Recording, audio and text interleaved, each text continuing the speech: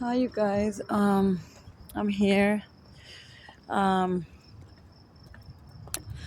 just recording. Um, I'm headed to the track station, and well, I just have like a whole crowd of like people like listening into my thoughts, cause um, I don't know. I just know that they're listening into my thoughts for I don't know what reason, and I actually wanted to record a little something that I remembered happened to me. Here in Utah, Salt Lake City, Utah, um, with a friend of mine named Christopher Aaron Johns. He was a production manager of Maxwell Candy Company. He actually he actually introduced me to meth. And when I remember when I first started trying meth, I'm walking to the front runner, by the way. So I'm walking towards the front runner right now, over here in Utah. Yeah, right there. And then over here is the tracks behind me, right here. That's the tracks. That's the Intermountain Hospital. So behind us. So there's some very creepy, they're apartments. Um, I know those apartments were very, very old. They burned down, by the way. They burnt down a while back ago, a couple years back. Um, those apartments, they were haunted. They were very haunted. Christopher and Johns gave me a digital camera that I remember. The front runner's coming, by the way, so I'm gonna probably pause it for a minute and then get back to recording. But oh no, wait, no, that wasn't the front runner.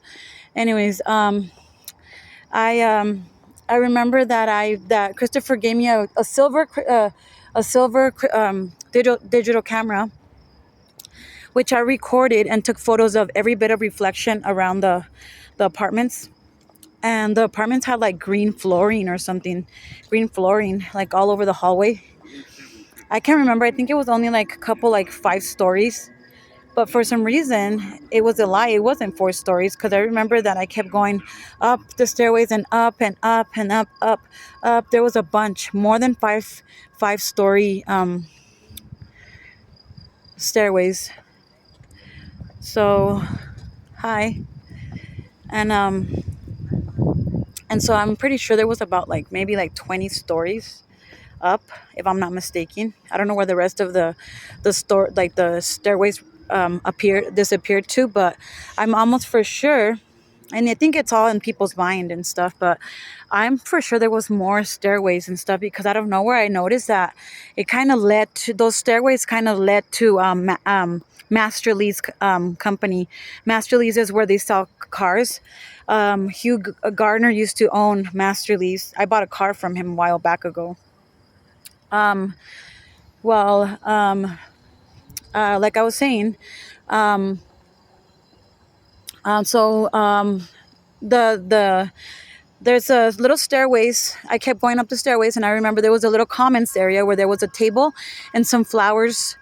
I remember very well the commons area because that same commons area was at Master Lee's. And Master Lee's was a huge company too, where there was just a bunch of empty rooms everywhere in Master Lee's. And and so uh and so anyways, so what happened was that I recorded a bunch of images of reflections everywhere. Just I caught a bunch of ghosts on camera. A bunch of ghosts on camera. Most of them seemed to be wearing uniform from Maxwell Candy Company. They were wearing like the bearded neck, the hairnet, and like the white apron and like the white laboratory gown.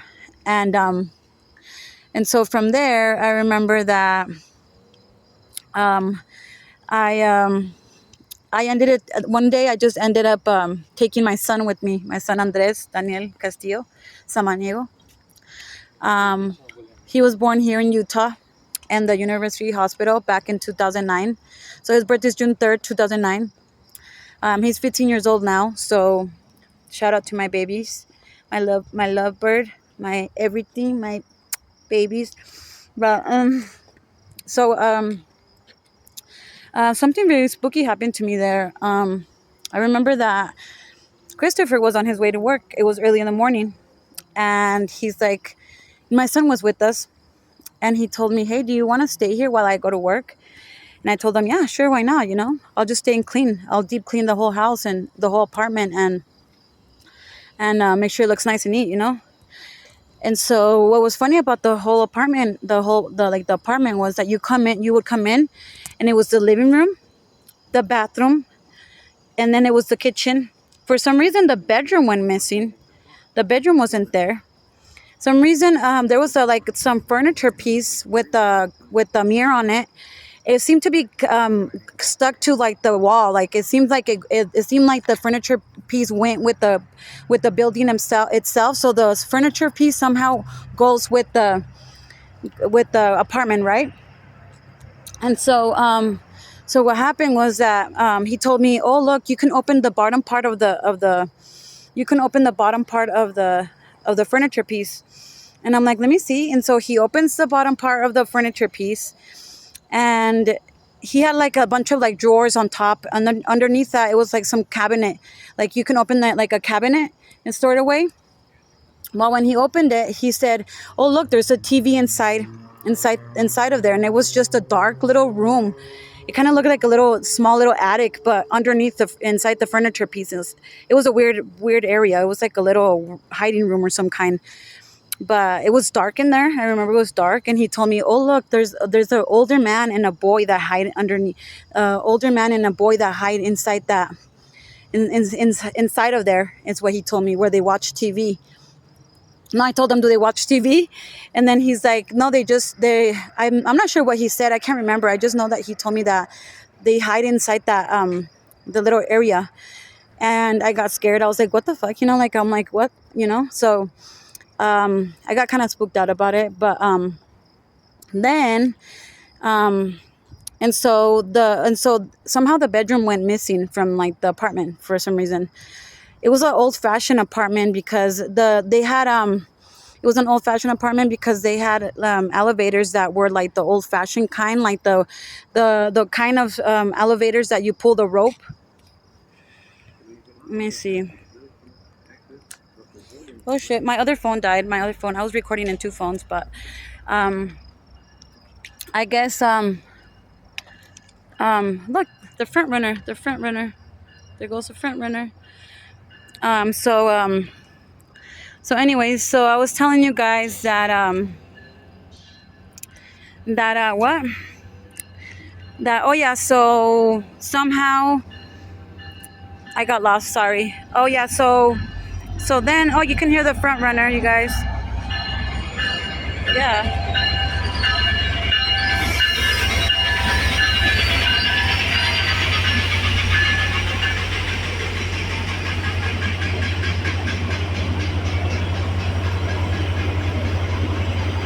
The train.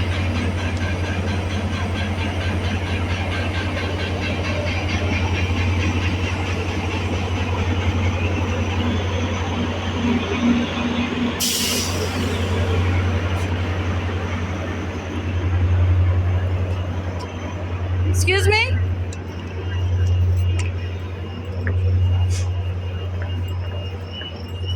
Excuse me?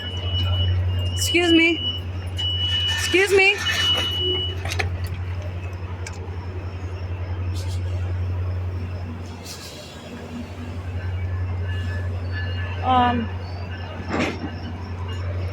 Anyways,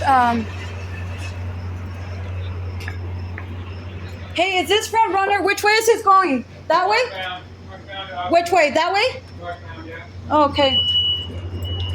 Okay, wrong one. I'm going the opposite direction. But anyways, so then I remember Christopher left me by myself and my son, me and my son by ourselves in the apartment before he went to work. And so he took off to work, and right away when he took off to work, he left me there with my baby, and my baby was sleeping on the mattress. He was sleeping on the bed. So Christopher had a couch and he had a mattress, like his bed, in the living room. So somehow his living room turned into his bedroom. And so what happened was that the minute that he took off, I remember I grabbed a chair and I opened up the cabinets from the kitchen, and I started like I started grabbing all the cans from the kitchen and placing them on top of the stove. And so I was deep cleaning the apartment, right? So I got on top of the chair and started grabbing all the cans and putting them on the stove. I just grabbed them and put them down on the stove so that I can so that I can so that so that I can what so I can deep clean. And then like the minute that I turned around towards the right, that's where the bed was at. The minute that I turned around towards the right side, I saw my son. He was laying on the bed, and then right next to him there was an ugly face. It was just a face. It was a really, really old face. It looked like a woman. Like the woman's face looked so old, very, very wrinkly and old. It looked creepy. It was the most creepiest face on earth. I couldn't believe my eyes. And I was like, oh my God, get away from my child, is what I said. No, get away. And so what I did is I got so scared. I was like, what is that? And like, so I was like, oh my God. So what I did is I went and I grabbed my son, and I grabbed him so gently. I grabbed him in my arms, and I kept looking at the face. But the face looked like some kind of like weird, like, I don't know what it was. It was just an ugly old face. It looked like some kind of like some weird face. I don't know what it meant or what it was, but it was ugly and scary. Very, very scary. And so I grabbed my baby, and then I started just grabbing, and then I started walking back. I started going like this. I started walking back towards the door, right? And I grabbed my baby, and immediately when I left the apartment, and I shut the door. And then we were right outside the apartment. I remember me and my son were in the hallway. I remember the hallways were like green carpet or some shit. And so those apartments were very, very, very haunted. Very, very haunted. Because I remember what happened. A lot of spooky shit would happen to me in that apartments. And so what happened was that I had a straw. Because I think I had a straw because I was smoking heroin. It's the honest truth. And I know I'm not supposed to mention all this drugs shit, but it's I mean, it might have not been me who smoked heroin. Maybe it was somebody else who smoked it. Maybe the devil tricks us. Maybe it wasn't me. I don't care. But whatever, it wasn't me. It was somebody else, because I'm not no addict anymore. I'm clean and sober. Anyways, so what I did is I pushed the straw inside the apartment underneath the doorway, and I told them, hey, if somebody can hear me, if you're there, push the straw back out. I told them, if you're there, push the straw back out, right? And what happened is that somebody started pushing the straw back out. I couldn't believe my eyes. I was like, oh my God. I couldn't believe my eyes. I was shocked. Somebody was pushing the straw back out to me. And I was like, wow, I'm shocked. And so what happened was that, so me and Christopher, we would take the elevators, so right away we went to 7-Eleven, and I bought some pizza and drinks for me and my son, chips and treats and stuff. I'm not sure if we bought it with cash or with food stamps, but we bought candy and stuff. And we were outside the apartment waiting the whole time for Christopher to come home from work. And the minute he got home from work, I mentioned what happened to us, and he was like, wow, that's incredible. While like in the hallway where he used to live, there was always a painting of some drawing, like a kid drawing. I remember the last time I saw the drawing in the hallway, it was on top of the hallway on the wall. And it was on the very top, and it was kind of like a dino, some kind of green dinosaur. It was some kind of like, like a child drew it or something, but it was some kind of like a drawn out picture of someone, and it was on the wall. And Christopher pointed it out, and I hi you guys. But and so he, when the minute he pointed it out, he was like, um no, what happened? Oh, I was like, oh, why, how come there's drawings right there on like the wall? How creepy, you know? They're like, I don't know. I guess that people just leave them on the wall, da da da, you know. And so the minute that there was a time, here I'm gonna change the the story, but there was a time where I fell asleep and I woke up. And when I woke up, I remember there was a candle of some kind of devil exorcism shit. No, I'm kidding. It was just the devil. I scratched that. It was just the devil, and it was just um I lie. It was just a devil, a candle, a red one, and it was on the floor. And I thought, oh my God, Christopher did some kind of witchcraft to me. I wonder what he did to me and my son, because my son was with me and we fell asleep. And I told him, what you do to my son? What happened when we were asleep? And he wouldn't tell me. And so he just said that I had fallen asleep. And I remember that my son would watch TV, and somehow he kept looking, he would keep looking on back of the TV. He would just keep peeking on back of the TV. And I'm like, what is it, little fella? What do you see? But somehow my son would peek, like he would like kind of like go like this, like who is that on back of the TV? And I'd be like, is there someone on back of the TV, baby? And he wouldn't tell me. But there's another front runner coming. Another thing was a purple poof. I just keep seeing a purple poof, like purple but magic, like poof.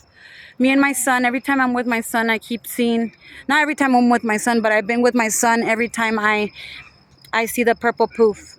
And I remember I lit up a candle outside with my son, and I made those little tiny those little tiny candles that are round, those little teeny ones. I gave one to my son and one for me, and I told him, let's light a candle for protection, because we kept seeing a purple poof, right? And so I just kept seeing poof, poof, poof, a purple poof. I see it all the time. I've seen it several times, but I'm wondering what it means, right? And so you know, those apartment complexes, I gotta call Christopher and ask him what they're called. But I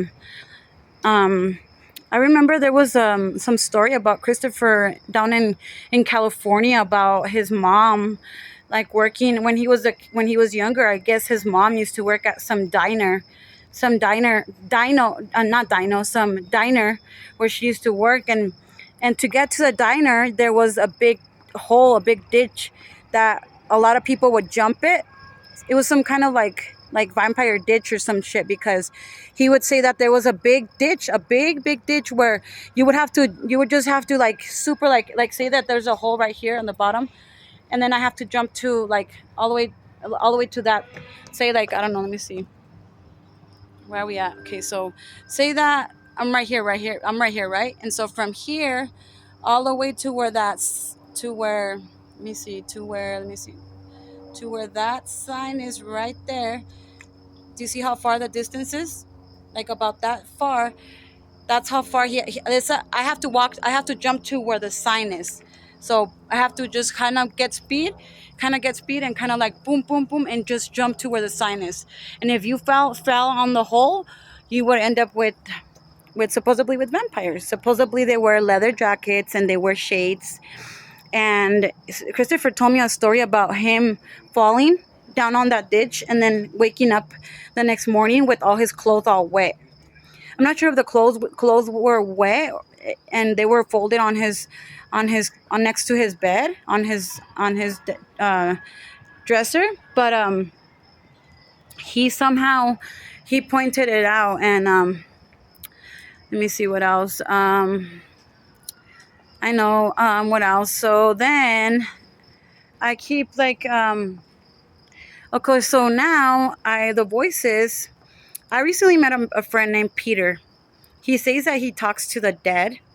He says that he talks to the dead, and that he knows how to read people's aura. And I got kind of spooked out about it because the voices are saying, like, I hear my son's voice, and my son keeps saying, "Mom, don't go back over there. Don't go back over there to his house. He's scary. He's the exorcism," is what I hear my son saying. And so somehow I hear my son's voice warning me not to go live, because I live with Peter, and Peter's renting me a room. We're roommates. And so he lives all the way in Vernal, in Utah, Vernal.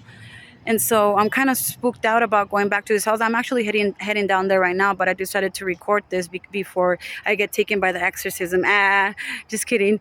Nah, I'm kidding. No, I'm on my way over there to Peter's, and I just thought I'd mention it before I get taken. Just kidding again. But anyways, no, I'm kidding. Well, I'm just gonna keep this short, and hope to hear from some of you guys. I hope you guys comment and let me know what you guys think. And if I find the camera with all those images, I'm gonna make sure that we post those images to see what you guys think. And Christopher might have that camera, but he gave me that camera. That camera is very special to me. It means a lot to me. So yeah, I'm actually at the Murray track station right now, Murray's Central track station. So I'm heading towards the Vernal track station. So that's where Peter's supposed to be picking me up. Yeah. Okay, you guys. Thank you guys. Bye.